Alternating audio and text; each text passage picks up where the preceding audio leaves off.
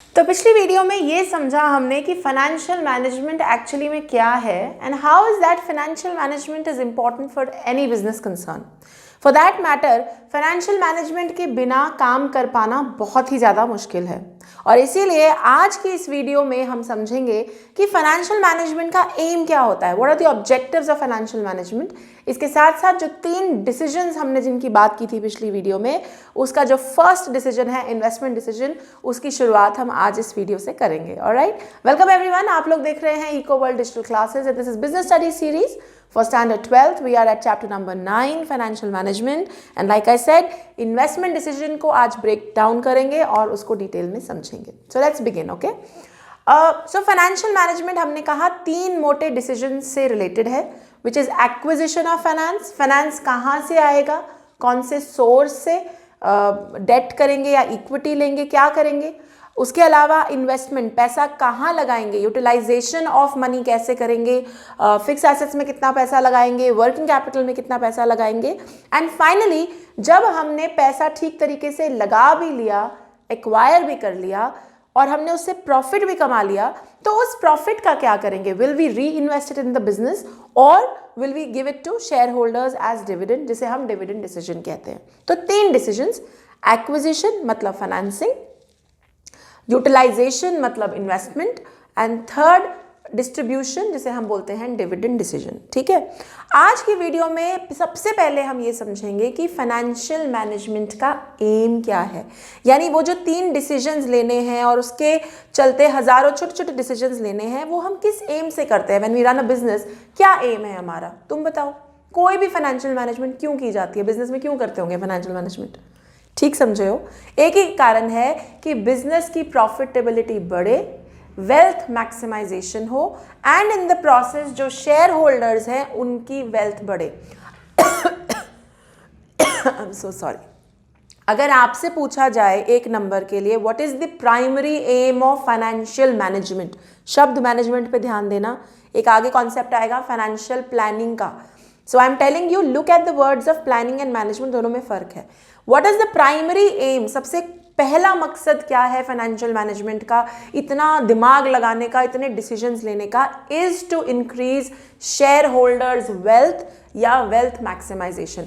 जब हम wealth maximisation कहते हैं तो उसका मतलब है आपकी प्रॉफिटेबिलिटी बढ़े, आपके पास लिक्विडिटी भी बढ़े, आपके पास कैश इन हैंड भी बहुत हो, एसेट्स भी बहुत हो, ओवरऑल आपकी शेयर मार्केट में आपकी शेयर्स की वैल्यू भी बढ़े, ताकि जो आपके शेयर होल्डर्स हैं उनकी कमाई दिन प्रतिदिन बढ़ती जाए। Wealth maximisation is why we do financial management. तो जो प्राइमरी एम है वो वेल्थ मैक्सिमाइजेशन है। फिर उसके अलावा increase in profitability, higher profits हो हर साल, इंक्रीज इन लिक्विडिटी यानी ज़्यादा से ज़्यादा कैश इन हैंड हो, कैश अच्छे से मैनेज हो, ये भी एम्स होते हैं अच्छी फाइनेंशियल मैनेजमेंट की। नटशल में कहें तो यार पैसे की कमी नहीं होनी चाहिए, प्रॉफिट भी तगड़े हों और अगर खर्चा करने के लिए पैसा चाहिए बिजनेस रन करने के लिए तो सोचना ना पड़े कि हाय पैसे ही नहीं है हमारे पास, that kind of a thing. Okay, now so let's come to, अब ये तो फाइनेंशियल मैनेजमेंट का ऑब्जेक्टिव है, let's come to the first decision, investment decision. What is this decision? This decision is concerned with how the firm's funds are invested in different assets. तुम्हें पता है accountancy की knowledge से कि किसी भी फर्म में फिक्स एसेट्स होते हैं एंड करंट एसेट्स होते हैं। फिक्स एसेट्स क्या है? लैंड, प्लांट एंड मशीनरी, कोई भी आप नया ब्रांच खोल रहे हैं, all of that is fix assets. On the other hand current assets are inventory, bills receivable, debtors, बहुत सारी ऐसी चीज़ें, और कैश, ये सारे को हम करंट एसेट्स कहते हैं। तो आप अपना पैसा in different type of assets में कैसे लगाएंगे, कितना लगाएंगे, किस किस टाइप की मशीनरी लाएंगे, उसका जो डिसीजन है उसे इन्वेस्टमेंट डिसीजन कहते हैं। प्लीज रिमेंबर, फाइनेंशियल मैनेजमेंट का चैप्टर चल रहा है, मतलब पैसे की मैनेजमेंट का चैप्टर चल रहा है। तो फंड्स या पैसों को डिफरेंट एसेट्स में कोई भी फर्म कैसे लगाती है, that is known as investment decision. Clear? In the last video also I had said कि investment decision long term, short term दोनों हो सकता है। Long term मतलब capital budgeting decision and short term मतलब working capital decision। Capital budgeting decision की पहले बात करते हैं। long term, अब long term क्यों बोल रहे हैं, ध्यान से सुनो। मैं अपना बिजनेस एक्सपैंड करना चाहती हूँ, एक नई फैक्ट्री खड़ा करना चाहती हूँ, उसमें नई मशीनरी लगानी चाहती हूँ। अब ये डिसीजन एक दिन का तो होने से रहा। पहली बात है, ये डिसीजन को इम्प्लीमेंट करने में भी बहुत टाइम लगेगा, और दूसरा, इम्प्लीमेंट करके उसको करने से पहले बहुत सोचना समझना पड़ेगा, बिकॉज इसमें बहुत पैसा इन्वॉल्व होगा, बहुत ज़्यादा प्लानिंग इन्वॉल्व होगी। तीसरी and a very important thing, ये ऐसे डिसीजंस होते हैं जो आपके बिजनेस को लॉन्ग टर्म इफेक्ट करते हैं कि नहीं। तुम एक और ब्रांच खड़ी करने वाले हो, ये कोई छोटी मोटी बात तो नहीं है। तुम एक और जगह लेकर एक फैक्ट्री खड़ी करोगे, ये भी कोई छोटी मोटी बात नहीं है। और ये तुम्हारे बिजनेस के चलेगा नहीं चलेगा, बर्बाद हो जाएगा, डैमेज हो जाएगा, इन सब चीज़ों पे बहुत असर डालते हैं। And obviously they are not completed in a short period of time. छोटे से टाइम की बात नहीं है ये। Long term decision, capital budgeting decision बहुत आगे की सोच के लिए जाते हैं, फ्यूचर को देख के सोच के लिए जाते हैं, इसीलिए इनको लॉन्ग टर्म डिसीजन बोलते हैं। मतलब इनका असर लॉन्ग टर्म रहने वाला है। अगर आज तुमने सोच लिया कि मैंने एक और ब्रांच खोलनी है या लैंड लेके एक और फैक्ट्री लगानी है, तो ये तुमने इसलिए नहीं सोचा कि तुमने आज फैक्ट्री खोली और 2 महीने बाद बंद कर दी। It is going to impact your business long term, लंबे समय के लिए बहुत असर पड़ेगा। इसीलिए इनको लॉन्ग टर्म या कैपिटल बजटिंग डिसीजंस कहते हैं, and they are very crucial for an organisation. ये कहना गलत नहीं होगा कि कैपिटल बजटिंग डिसीजंस को बहुत सोच समझ के लेना होता है, and they are very crucial to the success of a business. गलत डिसीजन मरवा भी सकता है, जैसे कि जेट ने सहारा को एक्वायर किया 2007 में। जेट एयरवेज ने सहारा को एक्वायर किया था 2007 में। This was a capital budgeting decision. ये जो एक्विजिशन होता है, इसका मतलब है आपने सहारा कंपनी, उसका सारा लैंड, उसके सारे एसेट्स और उसकी सारी लाइबिलिटीज भी ले ली। ये लॉन्ग टर्म डिसीजन है, ये कोई छोटा मोटा डिसीजन नहीं है। और ये डिसीजन इसलिए क्रूशल था क्योंकि कहा जाता है कि जेट एयरवेज के डूबने में ये जो एक्विजिशन हुआ, इसी का करना धरना था, क्योंकि लाइबिलिटीज बहुत ले ली गई बिना सोचे समझे, जिसको पे ऑफ नहीं कर पाए, तो सूनर और लेटर धीरे धीरे जेट एयरवेज टूटने लग गया। तो तुम देख सकते हो कि एक कैपिटल बजटिंग डिसीजन गलत होने से जो बिजनेस है वो कितना एडवर्सली इंपैक्ट हो सकता है, and that is why they are very crucial for a business. इसीलिए हम पढ़ते हैं why are these decisions important. Capital budgeting decisions important क्यों है? 1, दे आर इरिवर्सिबल। बहुत सोच समझ के लेने पड़ते हैं, क्योंकि एक बार ले लिए तो इनको पलट नहीं सकते आप।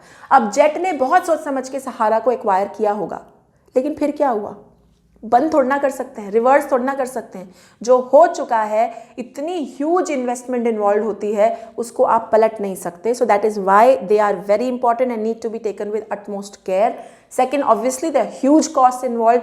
इवन इफ अगर आप एक फैक्ट्री भी लगा रहे हैं तो आपका बहुत खर्चा हो रहा है, तो छोटी मोटी बात नहीं है, तो बहुत सोच समझ के करना पड़ता है। Third, of course it will impact your profitability, liquidity. आपका लॉन्ग रन में बिजनेस चलेगा नहीं चलेगा, बर्बाद होगा, प्रॉफिटेबिलिटी कितनी रहेगी, कैश इन हैंड कितना रहेगा, इनको इम्पैक्ट करता है। And finally it can damage companies Fortune, जैसा कि मैंने अभी कहा जेट एयरवेज के केस में खत्म ही हो गई। और कहा जाता है कि this one wrong decision actually paved the way for their failure. तो जो कैपिटल बजटिंग डिसीजंस हैं वो लॉन्ग टर्म है। क्यों? क्योंकि एक तो छोटे मोटे डिसीजंस नहीं हैं, आपके बिजनेस को लॉन्ग टर्म इफेक्ट करने वाले हैं। 2, they are very crucial for any business's success because of the fact that they are irreversible, there are huge costs involved. इसीलिए बहुत सोच समझ के लेने वाले होते हैं। क्लियर है? समझ में आ गया? ग्रेट। अब समझते हैं कि कैपिटल बजटिंग जो डिसीजंस हैं उनको कौन से फैक्टर्स इफेक्ट करते हैं। अब ये बात अगर समझनी हो, पूरा चैप्टर इज अराउंड फैक्टर्स। अब फैक्टर्स को कैसे समझना है, ध्यान से सुनो। जब कैपिटल बजटिंग डिसीजन आप लेंगे बिजनेस में, तो आपको इन फैक्टर्स पे ध्यान देना है, यानी इन फैक्टर्स को देखते हुए आपको डिसीजन लेना है। ओके, ये फैक्टर्स क्या है? पहला factor, cash flows of the project. ठीक है, किसी भी प्रोजेक्ट में पैसा लगाने से पहले ये देखना है कि क्या उस प्रोजेक्ट से रेगुलर कैश फ्लोज आएंगे, कहीं कैश फंस तो नहीं जाएगा, कहीं ऐसा तो नहीं होगा कि मैंने आज पैसा डाला और 10 साल तक मुझे उससे 1 रुपया भी पलट के नहीं मिल रहा। Before you take any decision, whether it is buying of machinery, of land, of doing any such thing, आपको cash flows from the project पे नजर डालनी चाहिए। डिपेंडिंग ऑन योर सिचुएशन, अगर आपको लगता है कि आपको बहुत ज़्यादा कैश फ्लोज की ज़रूरत नहीं है, फिर भी एक basic bare minimum cash flow आपको उस प्रोजेक्ट से मिलना चाहिए, तभी उस प्रोजेक्ट पे पैसा लगाना सेंस बनता है, ठीक है। Second, rate of return. जितना तुम रिस्क ले रहे हो पैसा लगा के, तुम एक मशीनरी खरीदते हो 2 करोड़ की, ठीक है। अब 2 करोड़ की मशीनरी खरीदने से पहले क्या तुम ये नहीं देखोगे कि उस मशीनरी से अगर उसकी लाइफ 10 साल है तो 10 साल में तुम्हें कितना रिटर्न मिलेगा? तुम रिस्क ले रहे हो 2 करोड़ का, कल को वो मशीन ठप हो जाए साल भर में, फिर क्या करेंगे? तो अगर तुम 2 करोड़ पैसे लगा रहे हो, what is the rate of return, कितना पैसा उस मशीन से वापस मिलेगा, ये असेस करना इज वेरी इंपॉर्टेंट, यानी rate of return figure out करना is very important. Finally, investment criteria involve. सिर्फ रेट ऑफ रिटर्न और कैश फ्लोज नहीं देखते, और भी बड़े पंगे हैं, और बाकी सब चीजों को भी देखना जरूरी है। Let me take an example. So one of my knowns wanted to buy, he owns a restaurant, so he wanted to buy a pizza machine, which is for 3 lakhs. 3 lakh की पिज़्ज़ा मशीन है, तो चलो cash flow भी figure out कर लिया, rate of return भी figure out कर लिया भाई। लेकिन समझ में आया कि पिज़्ज़ा मशीन से पहले पिज़्ज़ा बनाने वाला बंदा चाहिए, cook. 1, investment criteria, labour involve होती है, लेबर ढूंढना जरूरी है। 2, क्या उसकी डिमांड वाकई इतनी है उस एरिया में कि 3 लाख की मशीन उसको जस्टिफाई करेगी? क्या वाकई में बहुत अच्छे से ये मशीन यूटिलाइज होगी, बहुत पिज़्ज़ा बनेंगे, तब तो फ़ायदा है ना, और जो प्रॉफिटेबिलिटी है बिजनेस की वो बढ़ेगी। तो उन्होंने जब चेक किया तो लेबर भी आसानी से अवेलेबल नहीं थी, और रियलाइज किया कि डिमांड भी कोई इतनी खास नहीं है। यानी कैश फ्लो और रेट ऑफ रिटर्न के अलावा भी कई चीज़ें हैं जो आपको ऐसे मेजर इन्वेस्टमेंट्स करने से पहले सोचनी देखनी है, जिसमें लेबर इन्वॉल्व है, डिमांड इन्वॉल्व है, टेस्ट एंड प्रेफरेंसेस इन्वॉल्व हैं। उनको देखते हुए आपने ये डिसीजंस लेने हैं, ठीक है। तो फंडा ये दिमाग में रखना है कि लॉन्ग टर्म क्रूशल डिसीजंस हैं, बहुत इंपॉर्टेंट है, इरिवर्सिबल है, और 3 फैक्टर्स हैं जिनको देखते हुए आपने कैपिटल बजटिंग डिसीजंस लेने हैं, यानी कैश फ्लो देखो, रेट ऑफ रिटर्न देखो, और जो बाकी इन्वेस्टमेंट क्राइटेरिया इन्वॉल्व है उसको देखो। क्लियर है? समझ में आ गया? ग्रेट। अब लॉन्ग टर्म के अलावा शॉर्ट टर्म डिसीजंस भी होते हैं, यानी सिर्फ बिजनेस ग्रो करे, प्रॉफिटेबिलिटी हाई हो, यही सब फंडा नहीं है। जो बिजनेस हाथ में है उसको भी तो चलाना है। अब तुम एक फैक्ट्री नहीं खोलना चाहते हो, लेकिन जो ऑलरेडी एग्जिस्टिंग फैक्ट्री है उसको बंद तो नहीं कर सकते। तो उसको चलाने के लिए तुम्हें माल चाहिए, रॉ मटेरियल पे खर्चा, ट्रांसपोर्टेशन पे खर्चा, लोगों को नौकरी पे रखना है उस पे खर्चा, इलेक्ट्रिसिटी वाटर पे खर्चा, debtors, bills, inventory, lot of thing पे खर्चा।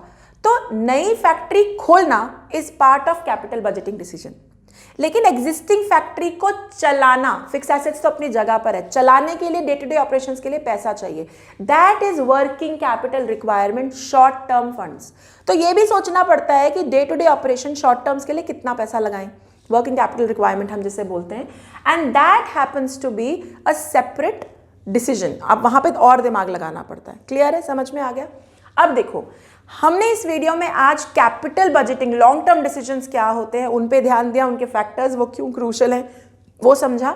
अगली वीडियो में I am going to talk about 2 major decisions that you have to take when you take investment decision, which is fixed capital पे कितना पैसा लगाना है, वो डिसीजन लेते हुए कौन से फैक्टर्स पे ध्यान देना है, और वर्किंग कैपिटल रिक्वायरमेंट ज़्यादा रखनी है, कम रखनी है, वो करते हुए कौन से फैक्टर्स पे ध्यान देना है, ये हम अगली वीडियो में डिटेल में पढ़ेंगे। ओके? अगर आप लोग मुझे यूट्यूब पे देख रहे हैं तो please like, share, subscribe and comment करना बिल्कुल मत भूलिएगा, and stay tune, I will be coming up with more soon. Bye bye, take care.